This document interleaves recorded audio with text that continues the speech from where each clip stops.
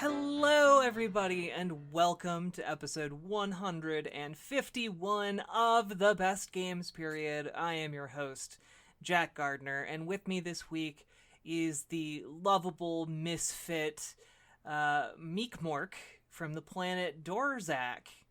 Hello, Meek Mork. How are you doing today? I do not have enough commitment to this bit to even really see it through. I'm sorry that I even attempted it. We're gonna continue on like I didn't do that. So this week we're gonna talk about Tyranny, not the concept. We're gonna talk about the video game. It is honestly one of the more interesting role-playing games to come out in a very long time. Developed by Obsidian Games and published by Paradox Interactive, low-key slash maybe high-key, one of my favorite publishers in the business right now. And it's written by Matt McLean, who has a very long history of working with RPGs in the video game space, and it offers this unique take on a fantasy world where essentially the inherent... I need to back up, because there's a lot of things that make Tyranny very unique. In a sense, it is a sort of spiritual successor to Pillars of Eternity, which was a very well-received game that Obsidian put out. And it uses the same engine, and it uses a lot of the same kind of the combat mechanics, but with different moves and different kind of presentation of those abilities and progression and all of that. And it becomes like a really interesting kind of fine-tuning of the Pillars of Eternity, I guess, experience. While also having kind of the freedom to explore new concepts and ideas. And one of the things that Matt McLean really wanted to hammer home with this one, or experiment with a little bit, is what happens when you eliminate the assumption that the player is good, or mostly good. What happens when you... to quote him from an interview with GameSpace, what happens when you immerse the character in evil rather than good? So what I mean by that is, in a lot of games, there is kind of this binary decision where the default assumption is that players are going to make good decisions, right? So, if you have an old lady, and if you have an old lady, there is the assumption that you're going to help her cross the street or get her money back, or, whatever. That's kind of the built-in assumption to a lot of RPGs. There is this... Okay, just wanted to make sure I was plugged in. There's this assumption that you, the player, are going to help people and in turn get rewarded, and through those rewards kind of progress along the story. And what Tyranny does is it goes, okay, those are the default assumptions. What happens when we do not do those things? What happens when your reward, if you're even offered one, is usually nothing? Or you have to argue for the fact that you should be rewarded. Like, what happens when the people around you are trying to use you for their own ends and are going to do the thing that benefits themselves the most, because they are the ones who believe that they are the protagonists of the game, right? Each of these enemies slash potential allies believes that they are doing what is right. And so in that vein, they are all trying to use you, the main character, to achieve their own ends. So that's kind of what really makes this interesting. It's kind of what makes this interesting. Like, taking away that underlying default assumption. And to kind of bolster that, the story is really built around fostering this environment where players are going to be presented with a very morally gray world. So the setting of Tyranny is the continent of Terragus.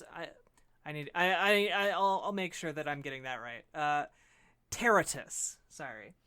And essentially, there has been an ongoing 400-year-long war to conquer Terratus, led by this mysterious being / possible multiple beings, or maybe even monster or a god named Kairos. And Kairos is this nebulous, mysterious figure, but the one thing that is certain is that Kairos, in whatever form, certainly does exist, and Kairos has immense amounts of power. So one of the things that Kairos can do is project edicts, where essentially someone of importance is given a scroll, and they go to a certain place and they read it, and the words from the scroll become part of the natural law of like the universe. So for example, this game kicks off with you, the main character, being selected to be a herald of Kairos. You are sent to this place called Viridian's Well. I did not brush up on my place names for this. I apologize. But essentially, there is one last kind of quadrant of the Empire where things have not been settled. It's the final place that Kairos needs to take over in his 400 plus year long campaign to conquer the continent. And part of the problem is that his generals are falling to infighting and jealousy, and they're kind of squabbling at each other, and you are sent to read an edict that will get them to cooperate.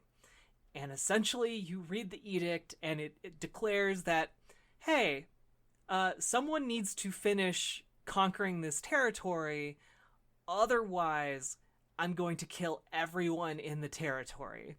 Everyone will die. And that basically sets up this situation where you are now trapped in this province, and you have to figure out how to conquer the rebels. And this is all kind of the introduction, but it's a nice little like petri dish for the larger game, because you can then side with Graven Ash, who is kind of a noble undead general type, who has no kind of qualms about sacrificing people if it achieves his ends. Or you can side with the chorus, who are led by the voices of Neret, which is like multiple personality entity / conglomeration of ghosts that lives behind a iron mask and wields tremendous amounts of power. Both of these beings have been created and made archons by Kairos. And archons are essentially these seemingly immortal creatures that wield vast amounts of Kairos' power and are given the important tasks of kind of pacifying the Empire. And your character is a fate binder. You are made to kind of keep the laws of the realm. You are an influential person in the Empire of Kairos, and people have to listen and respect you because you work for Tunon, the Archon of Justice. And so that is why you've been dispatched. Now, you can side with either of those two armies, or you can choose to side with the rebels. And you can also choose to side with nobody and just represent yourself. And essentially what ends up happening is Whatever you decide, you eventually break into the stronghold, and during the conflict, it results in you conquering kind of their seat of power. And because Kairos' edict is fulfilled, it breaks, but instead of just dissipating, the energy is then siphoned into your character, who is then transported to the top of a nearby spire, and basically given this strange power. And that's where the game really kind of kicks off from there. Like, I don't want to spoil everything in the game, but essentially you are given kind of this important task, and you are then given this excess of power, but it's all within the confines of you working for what is essentially an autocratic dictator that is willing to use magical super weapons on his own people to get his policies through. So no matter how good you decide you want your character to act, there are going to be compromises and tough choices that call for sacrifices or strange moral quandaries, I guess. And some of them do have good solutions, but they require you to go far out of your way, or give up your reward for a quest, or like all of these different things that, well, do you really want to save the heir to this kingdom, or do you want to just kill them because honestly that's the easiest thing to do? Otherwise you have to go on a quest to like figure out what the loophole is that can get them off the hook and get their edict lifted. And that's kind of the it's kind of one of the main problems you encounter. It's really interesting, and a lot of your actions have consequences farther down the line. For example, Tunon is the Archon of Justice, but he also has many spies that are keeping tabs on you, and so he will try to hold you to account multiple times throughout the game, and you have to figure out how to deal with that. And not only that, but you have multiple party members. You have who all have these conflicting motivations and goals. And I think that there's almost no way you can play this game without ticking off one of them.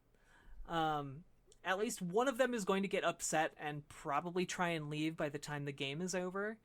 But you can try and manipulate them to come back into the fold, and that's one of the things I like. Like, you have a colorful cast of characters. Like, one of your companions is like sealed in a cursed suit of armor that is like twisted and gnarled around him. Another one is basically like an insane assassin. Another one is a feral wolf woman, like full on like werewolf woman. And another one is like a water mage, and another one is like a weird manipulative old man who guilt trips you all the time. So it's a nice like collection of characters, and there are also just a lot of NPCs and scenarios you encounter throughout the game that will really kind of test your commitment to your path. So, for example, you can try and go through this game without allying with any of the other factions. That makes it a lot harder. You can also try and ally with the rebellious factions, but like none of them will trust you right away, and it's hard to gain their trust. And not all of the rebels are inherently good either. This is the kind of game that really makes you question, like, well, is it better to embrace the stability of a dictator, or embrace the blood and guts that are going to come with a violent revolution? And it's constantly kind of pushing those buttons, seeing where you'll end up, and and again, like holding you accountable for your actions. Almost all of the major actions you take throughout the game have some kind of consequence, um, or situation where a character calls you out on your actions. It's very interesting, um, and I don't know if we'll ever see a sequel to Tyranny. It's a game that, you know, Obsidian put out in between Pillars of Eternity 1 and Pillars of Eternity 2. And as far as I recall, Pillars of Eternity 2 did not do super great, in terms of sales. The first game did really well. The second one, not so much. Part of the problem there was that it came out around the same time as Divinity Original Sin 2.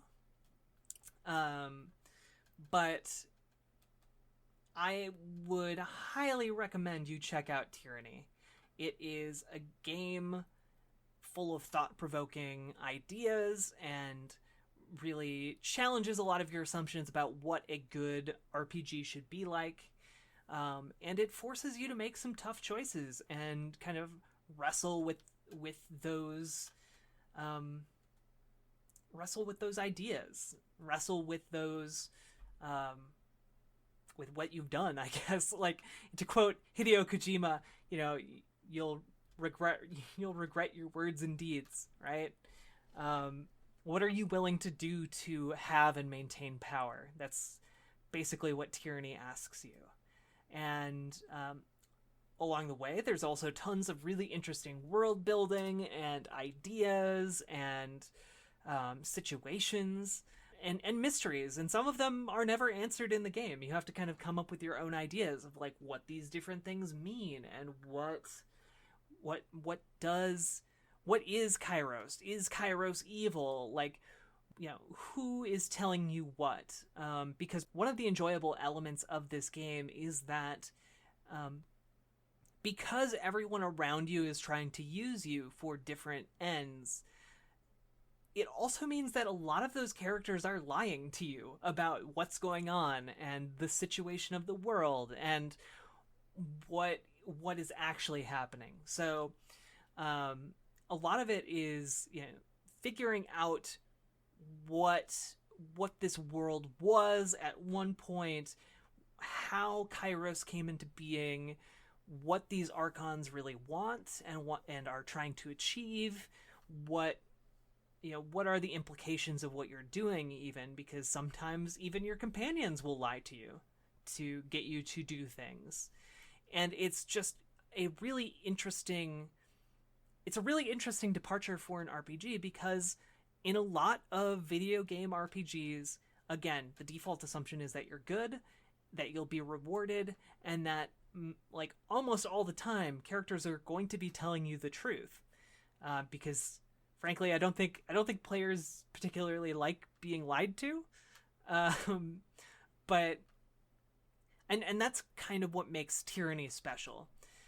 From a game design point of view, it is not afraid to go against the grain of what players want.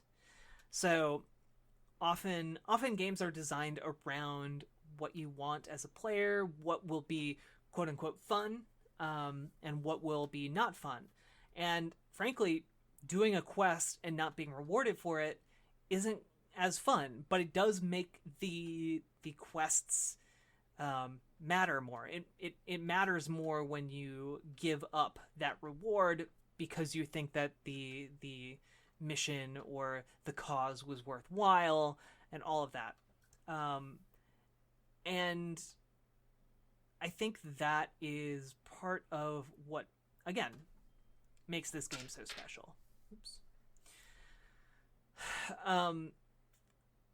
Tyranny, I guess I'm trying to come up with like a good comparison to kind of dot my point here, but this is a game where you can be incredibly cruel and mean and vindictive and, you know, get back at your rivals and foes and make them suffer, and that is kind of cool.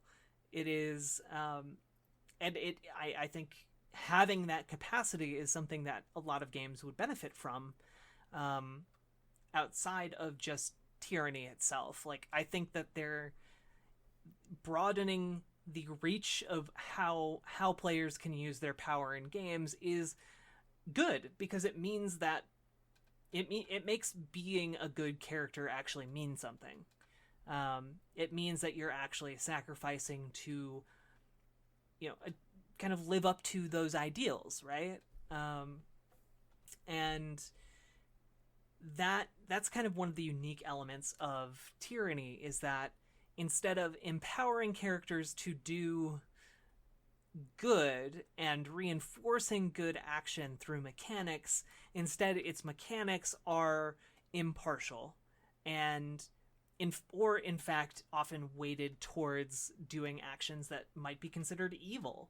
And I think that's much more realistic and grounded than the opposite approach, because I think in the real world there are often way more incentives to do evil actions than there are to do good actions.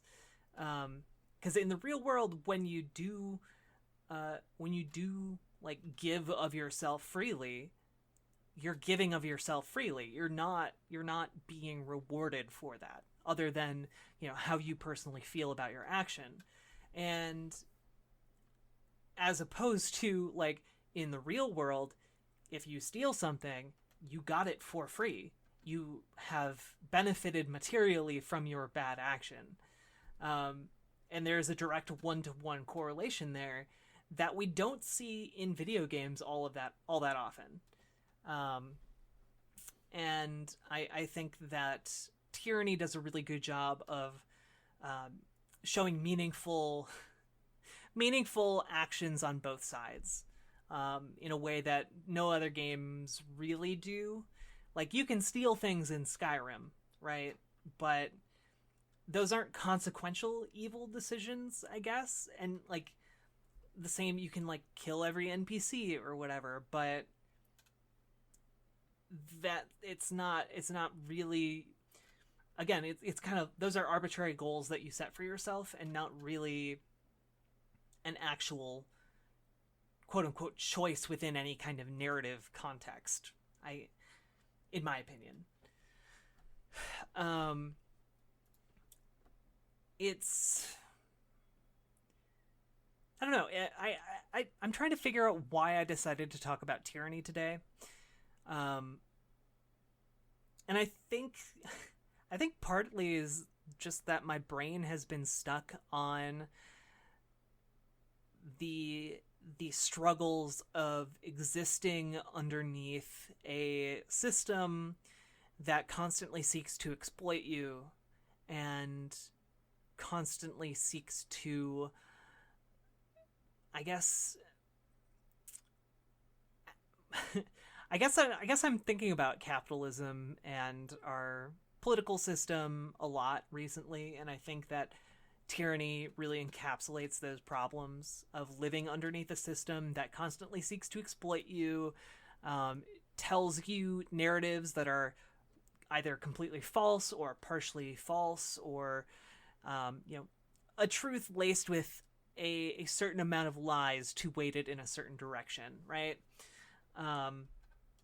Or there are all of these other complications of people who actually believe in those half-truths or full-on believe the lies, and how do you deal with those people, and what is the way out of this predicament, right? Like, we're in a situation where we're not going to be able to go back to the way things were before, and in a lot of ways that's kind of the same precipice that is crossed in Tyranny.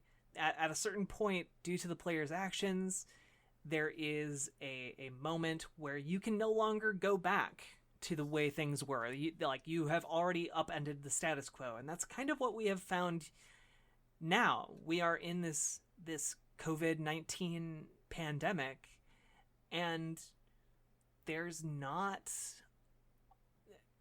we're not going to be going back to the era of the 90s.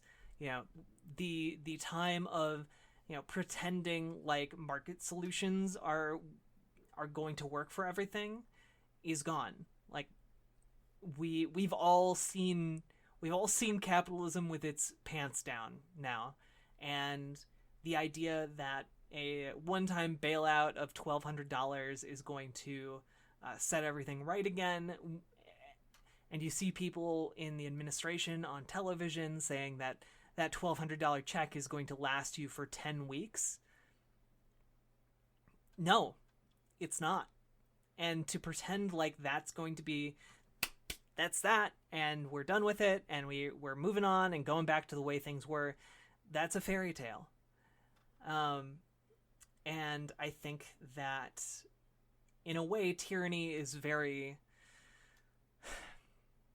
I suppose, prescient. Like, it did come out in, like, 2016, and it envisioned a world where a tyrant had taken over the continent and was dictating terms and operating on a whim, and that's not sustainable.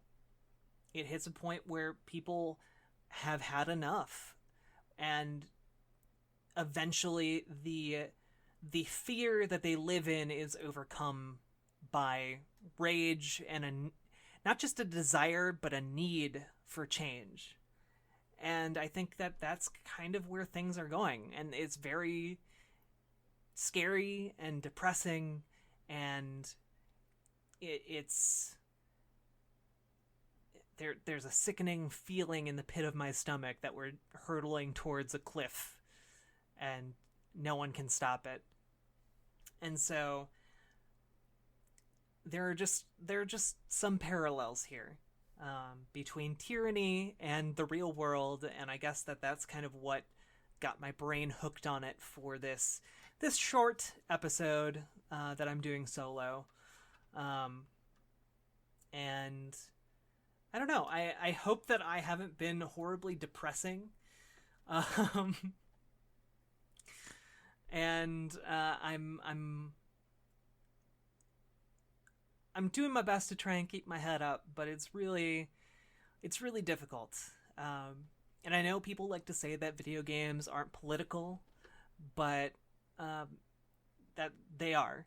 That's as much a fairy tale as the fact that people think that we're going to be over this in the next, few months. It's just not what's going to happen. So I want to end on a good note. I'm kind of casting my brain around to try and figure out what we can take out of Tyranny to kind of move onward and see things with a little bit more hope. And I don't really have a whole lot. Part of the way that Tyranny is built and the way that it ends is that no matter what decisions you make, you end in a position where your character has the power to change things and run their corner of the empire, or perhaps raise a challenge to the emperor himself. But I don't think that particular thing does not reflect our current times. And bam, uplifting like a desk. I guess part of the fantasy of Tyranny is that there is so much more agency than what we have in the real world, right?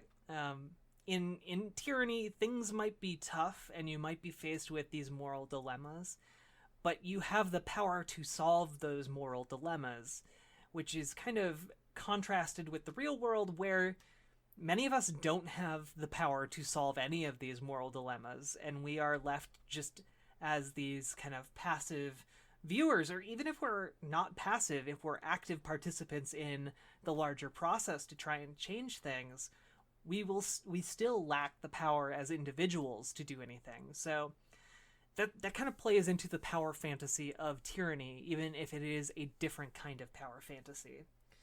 So I guess the uplifting the uplifting note I'm going to end on is that, unlike in Tyranny, well, or maybe even somewhat like in Tyranny, it ends on an open note.